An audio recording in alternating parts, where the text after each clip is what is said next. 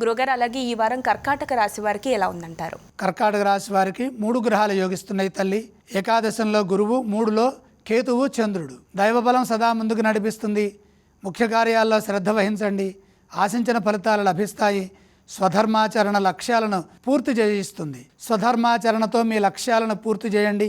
కొన్ని ఊహించని పరిస్థితులు ఇబ్బంది కలిగించే అవకాశం ఉంది కాబట్టి ప్రతి విషయంలోనూ నిదానంగా జాగ్రత్తగా వ్యవహరించాలి, పనులు చేయాలి. ఏమాత్రం అజాగ్రత్త వహించినా ఇబ్బంది పడాల్సి వస్తుంది.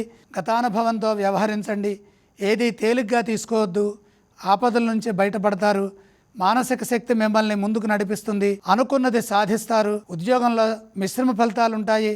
ధర్మాధర్మ విచక్షణతో విజయం లభిస్తుంది. వారం మధ్యలో శుభం జరుగుతుంది. ఆ దృష్టియోగం సూచితం. ఆర్థికంగా తెలియని ఖర్చులు ఎదురవుతాయి. పరిస్థితులను అర్థం చేసుకుంటూ తెలివిగా వ్యవహరించండి. మంచి భవిష్యత్తు లభిస్తుంది. వ్యాపారంలో ఆటంకాలుంటాయి. జరగబోయేది ముందుగానే పసిగట్టి దానికి పరిష్కార మార్గాలు వెతికితే వ్యాపారంలో ఏ ఇబ్బంది ఉండదు. ఇంట్లో వారి యొక్క సూచనలు ఆనందాన్ని ఇస్తాయి. అలాగే కర్కాటక రాశి వారు ఈ వారం ఏ స్తోత్రం పఠిస్తే బాగుంటుంది? కర్కాటక రాశి వారు నవగ్రహ శ్లోకాలు తప్పనిసరిగా చదువుకోవాలి. మరి ఈ రాశి వారు ఏ ఆలయాన్ని సందర్శిస్తే బాగుంటుందంటారు? నవగ్రహాలని ధ్యానించాలి. కర్కాటక రాశి వారు ఏవేవి దానం చేస్తే బాగుంటుంది? ప్రధానంగా బుధుడికి సంబంధించిన పెసలు దానంగా సమర్పించాలి.